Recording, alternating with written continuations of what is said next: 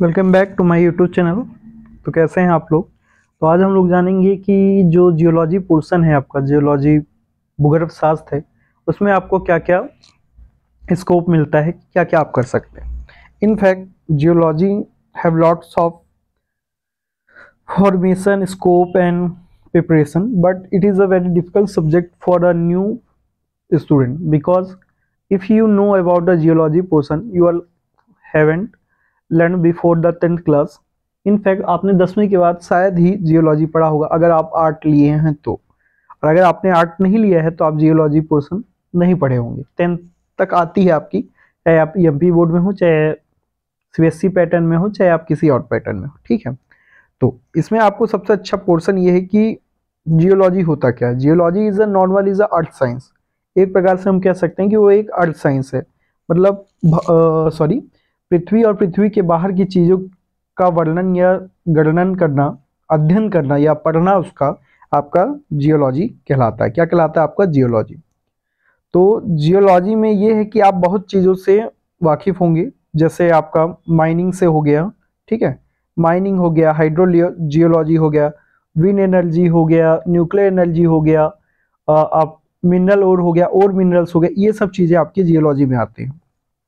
तो आइए देखते हैं हम स्कोप ऑफ जियोलॉजी में जो है क्या हम देखते हैं। Major types of geology. Geology 8 types की मेजर होती है, जिसमें आपको इनमें बहुत ही अच्छे अच्छे स्कोप मिल सकते हैं। तो पहला फर्स्ट वन है आपका मिनरोलॉजी। मिनरोलॉजी क्या है? मिनरल्स।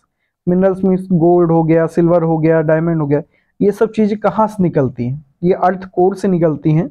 इनफैक्ट अर्थ कोर मतलब ज़मीन के नीचे से निकलती हैं। तो ये सब आप मिनरोलॉजी में पढ़ते हो। ठीक है। सेकेंड है आपका पेट्रोलॉजी। पेट्रोलॉजी से आपका फ्यूल शब्द आएगा। फ्यूल, फ्यूल मतलब होता है पेट्रोलियम हो गया, कैरोसिन हो गया, नेचुरल गैसेस हो गए, ईट, जैसे G20 सबमिशन में सबसे ज़्यादा ध्यान इन सब चीज़ों में दिया गया, वो सबका पेट्रोलॉजिकल हो गया। थर्ड है आपका स्ट्रक्चरल जियोलॉजी। स्ट्रक्चरल जियोलॉजी में क्या होता है?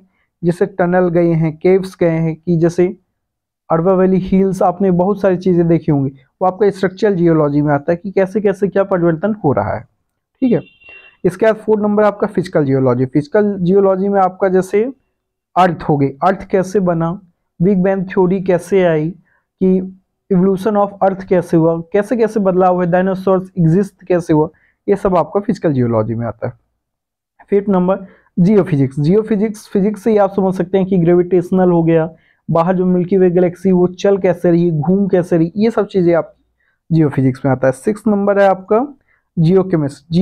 जियोकेमिस्ट्री, केमिस्ट्री से रासायनिक विज्ञान वाला आप तो जानते हैं कि जिस प्रकार किसी न किसी चीज़ को मिलाने से किसी नई धातु या किसी नई गणन या वर्णन होता है, या किसी पदार्थ का उत्पादन होता है, वो आपका जियो केमिस्ट्री होता है। जियो में मतलब अर्थ से रिलेटेड रहेगा वो आपका, चाहे वो इंटरनल ऑफ अर्थ हो, एक्सटर्नल ऑफ अर्थ हो, या आउटर ऑफ द अर्थ हो। ओके। 7 number sediments. ठीक है ना, सेडिमेंट, सॉरी, सेडिमेंट। सेडिमेंटोलॉजी में क्या होता है? सेडिमेंटोलॉजी में आप सेडिमेंट्स के बारे में पढ़ते हैं। सेडिमेंट कैसे? अब जैसे आप एक कभी आपने रिवर में देखा होगा, सॉरी, आपने रिवर में भी देखा होगा, तो उसमें आपको मिनरल्स भी दिखेंगे, सॉरी, क्रेवल्स भी दिखेंगे, पेबल्स भी दिखेंगे, मतलब कंकर, पत्थर, मिट्टी, बालू, लाल काली मिट्टी, सब आपको दिखेंगे, वो सेडिमेंटोलॉजी होती है। ठीक है ना। और 8 नंबर है आपकी पैलेंटोलॉजी। पैलेंटोलॉजी मतलब आप फॉसिल या इवोल्यूशनरी चीजें भी आपके जियोलॉजी पोर्शन में थोड़ा बहुत रहती है, तो आपका पैलेंटोलॉजी में आता है। तो ये था आपके 8 मेजर टाइप्स ऑफ जियोलॉजी। ठीक है। अब जियोलॉजी पोर्शन क्या होता है कि जल्दी जियोलॉजी थोड़ा नहीं है, geology is little tough. Tough इसलिए है क्योंकि न्यू चैप्टर है। अगर आप जियोलॉजी सब्जेक्ट किसी को बताओगे तो व्यक्ति 4 बार सोचेगा कि कौन सी सब्जेक्ट, क्योंकि आजकल सबसे ज़्यादा चलती है जूलॉजी। जियोलॉजी तो बहुत कम लोग ही जानते होंगे। अब जल्दी मेरा क्या है कि मैं आपके मध्य प्रदेश से बिलोंग करता हूँ। मध्य प्रदेश मीन्स एमपी, जो कि हार्ट ऑफ इंडिया भी कहा जाता है। ठीक है। तो इस प्रकार यहाँ पे सिर्फ 2 कॉलेजेस हैं जो आपके मतलब गवर्नमेंट कॉलेजेस, 2 गवर्नमेंट कॉलेजेस हैं जहाँ पे ये है। फर्स्ट है आपका गर्ल्स कॉलेज है, जो कि जीडीसी कॉलेज कहलाता है, गर्ल्स टेक्निकल कॉलेज या कुछ ऐसा ही है, मुझे अच्छे से याद नहीं है। और सेकेंड है आदर्श महाविद्यालय, it mean model science government college, जो कि मध्य प्रदेश में आपको बहुत जगह देखने को मिलेगा। यहाँ 2 ही जगह हैं जहाँ बच्चों को जियोलॉजी मिलती है, इसके अलावा सब प्राइवेट है, ज़्यादातर कोशिश करते हैं। तो यहाँ पे मुझे मिली, मुझे पता लगा कि ऐसा ऐसा होता है, घर वालों ने मुझसे कहा भी था कि ये बहुत अच्छी सब्जेक्ट है, बट दिक्कत ये है कि यहाँ लोगों को ये नहीं पता कि इसका महत्व क्या है। तो अगर आप ले रहे हो जियोलॉजी तो आपके लिए बहुत बेहतर है, आप इस पे ज़्यादा से ज़्यादा अच्छा काम कर सकते हैं। इसके बाद आता है career perspective.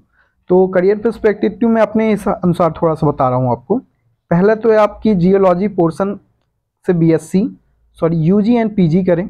UG and PG आपका कंप्लीट हो जाने के बाद आप कहीं पे टीचिंग लाइन पे जा सकते हैं, ठीक है।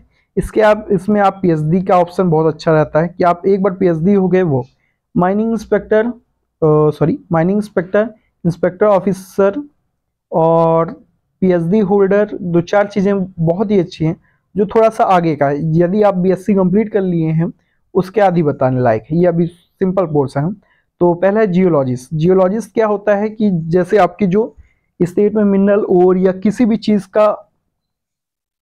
खनन, अब जैसे सिंगरौली में सबसे ज़्यादा क्या उत्पादन होता है, आपका कोल होता है, क्योंकि ओपन माइनिंग सेक्टर में कोल बहुत ज़्यादा है। उस एरिया का सब बहुत ज़्यादा, मतलब मध्य प्रदेश से कुछ कह सकते हैं कि सबसे ज़्यादा कोल उत्पादन कोरबा हो गया, बहुत सारी चीज़ें हैं, लेकिन सिंगरौली भी एक आता है ऊपर। तो सिंगरौली से जो वो होता है तो उसका निरीक्षण करने की, अगर सरकार ने कहा है कि आप 2 किलोमीटर तक खन सकते हैं, तो कई बार ऐसा होता है ठेकेदार या कोई कंपनी वाले उसके 3 किलोमीटर खनन कर लेते हैं। उसके लिए उसको कम करने के लिए जियोलॉजिस्ट किया जाता है। जियो केमिस्ट्री क्या होता है कि किसी भी चीज़ का जैसे नेचुरल रिसोर्सेज हैं, उसको आप बहुत ज़्यादा यूज़ करेंगे तो वो चीज़ घटने लगेगी। तो उन सब चीज़ों का रासायनिक शास्त्र वाला देखने के लिए जियो फिजिक्स कि हमारी वातावरण को कुछ दिक्कत नहीं आ रही है, तो वो अपना जियो फिजिक्स। इन्वायरमेंटल जियोलॉजिस्ट मतलब क्या होता है, इन्वायरमेंट में कोई भी गड़बड़ी होने पे, जैसे एयर पोल्यूशन, वाटर पोल्यूशन, वो आपका इन्वायरमेंटल जियोलॉजिस्ट होता है। हाइड्रोलॉजिस्ट सिर्फ वाटर के लिए होता है, जो आपके वाटर अप्लायंसेस या वाटर बैलेंस या water resources, ground water resources, इन सब चीज़ों को ध्यान देता है।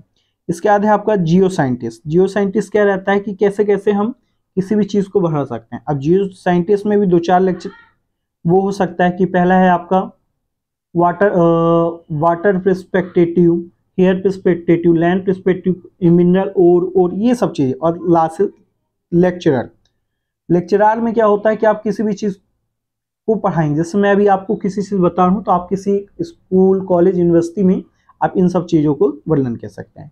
आई होप वीडियो थोड़ा लंबा हो गया है, लेकिन आपके लिए बहुत बेहतर है। इसके बाद मैं यूजी और पीजी के बारे में आपको डिफाइन करूंगा। तो आई होप ये वीडियो आपको पसंद आए। Thank you guys, I hope you like the video. Please like, subscribe and thank you.